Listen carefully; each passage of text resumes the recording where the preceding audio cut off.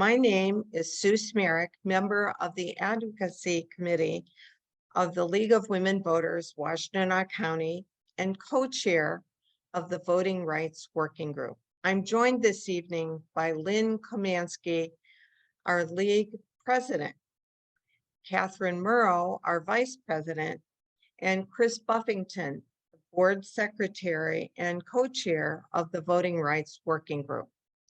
Our presentation this evening is to provide our members and the public with information about the National Popular Vote Compact and why the League supports this. The League is a nonpartisan voter education organization encouraging informed, active participation in government. We believe that voting is a fundamental citizen right that must be guaranteed. While the League does not support candidates or parties, we do take positions on issues we have studied and advocate for those issues. And now I'll turn the meeting over to our League President, Lynne Kochmanski. Thank you, Sue. Welcome, everyone. As Sue said, my name is Lynne Kochmanski, President of the League of Women Voters of Washtenaw County.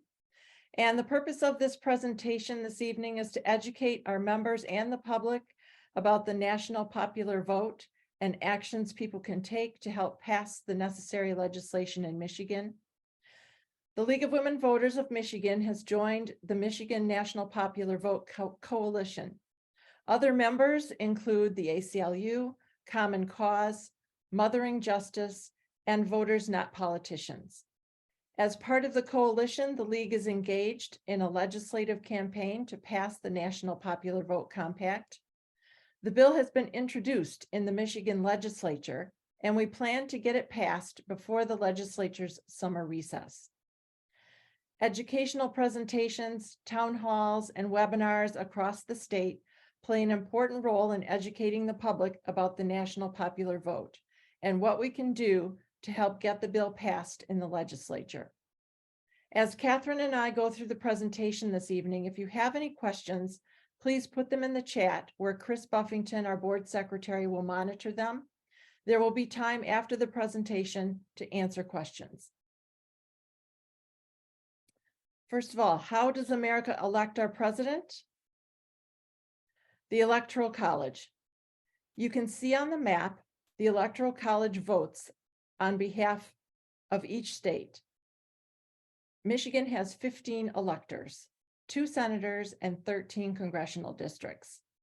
On election day, you and I cast our ballots for the candidates of our choice, but the real vote is when electors meet in December and cast their ballots. States are allocated 1 electoral vote per every representative in Congress. Each state starts with 2 for the Senate and has 1 for every House member. 270 electoral votes are needed to become president. Remember this number, 270. 270 is a majority of the total number of the Electoral College votes, which is 538. So who are these electors who are deciding who the president is? The U.S. Constitution gives explicit power to the states to decide how their electors are chosen. Each state shall appoint, in such manner as the legislature thereof may direct, a number of electors. State legislatures decide how to award their state's electoral votes, a power that the Supreme Court has termed plenary, an absolute power of the states. 48 states choose electors based on whoever received the most votes within their state on election day. These are winner-take-all laws. A winner-take-all method means the candidate who receives the majority of votes in the state's popular vote takes all of that state's electoral votes. In 2020, in California, Democratic candidate Joe Biden received the most votes. He won all 55 of California's electoral votes. In Texas, Republican candidate Donald Trump received the most votes. He won all 38 of Texas's electoral votes. So in 2020, if you were one of the 6 million Californians who cast a ballot for Donald Trump, or one of the 5.2 million Texans who cast a ballot for Joe Biden, your vote was effectively thrown out at the state line. So state law is the reason we end up with divergent elections, when the popular vote winner is the Electoral College loser, which leads us to discussing the problems of the current system. The problem we are most familiar with, the person with less votes can and frequently does end up in the White House, as you can see from this chart. 5 times in our nation's history, the candidate who received fewer votes nationwide became the president. That means more than 10% of our presidents have been elected without a plurality of voters supporting them. Currently, we are in an era of close elections. Just in the last 20 years, we've had 2 wrong winner elections in 2000 and 2016, and 2 near misses. You might be surprised to hear that one of the near misses almost put a Democrat in office over a Republican. In 2004, if 60,000 more votes in Ohio had cast their ballots for John Kerry instead of George Bush, Carrie would have won Ohio, won the Electoral College, and become president, despite losing the popular vote by a larger margin than Donald Trump did in 2016. The 2020 election was our second near-miss election in the past 2 decades. If 21,460 voters had changed their minds and not voted for Biden, 5,229 in Arizona, 5,890 in Georgia, and 10,342 in Wisconsin, Trump would have gone on to win a second term, despite losing the popular vote by over 7 million. Another huge problem with the way we elect the president is that every vote isn't equal. Most voters are totally ignored in the general election and have their vote taken for granted. As a result of winner-take-all laws, most states are decidedly red Republican or decidedly blue Democrat. Candidates for the general election only campaign for a small number of undecided voters who live in closely divided states, in other words, swing states or battleground states. The entire general election happens in 12 states or less, and those are the states that truly get to decide who the next president is. This has huge implications at the federal level as well as between states. 5 of our 9 Supreme Court justices were appointed by popular vote loser presidents. Remember, a winner-take-all method, meaning the candidate who receives the majority of votes in the state's popular vote takes all of that state's electoral votes. So how should we elect the president? Whoever gets the most votes should become the president. This is how we elect almost every other office in the country. And it's time we modernize our presidential elections and make every vote equal. Every vote being equal would mean candidates would have to care about the entire population's interests, not just those in swing states. We would break the system where candidates advocate for positions that poll well with swing voters and only listen to the concerns of voters in a small number of states. We can do this through the National Popular Vote Interstate Compact. The National Popular Vote Bill guarantees the presidency to the candidate who receives the most popular votes in all 50 states and the District of Columbia. If you win the popular vote, you win the Electoral College. This is a bill passed by states to change how they vote in the Electoral College.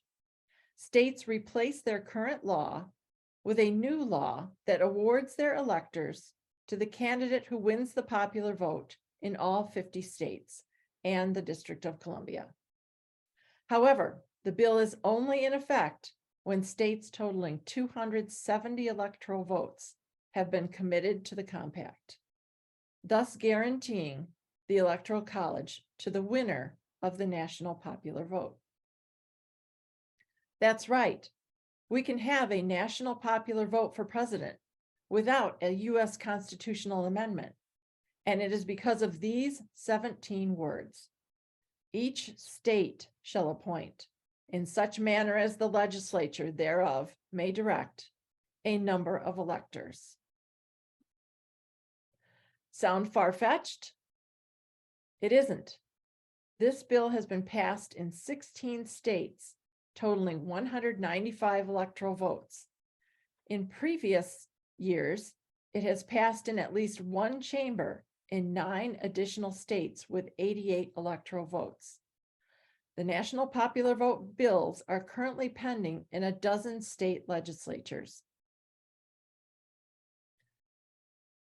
Our League Vice President, Catherine Murau, will talk about common misconceptions and also why the League of Women Voters supports the National Popular Vote Compact. Catherine? Good evening, everyone, and thank you, Lynn.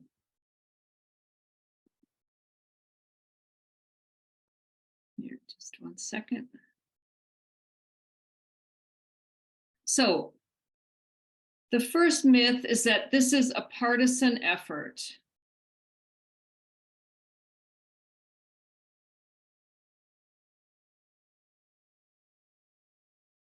Here, I'm sorry.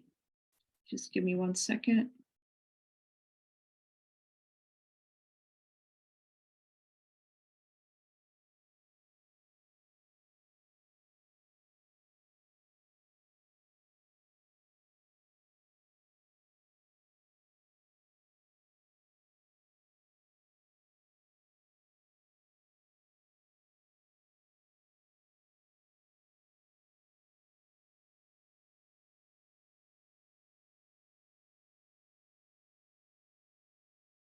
Yes, so sorry about that.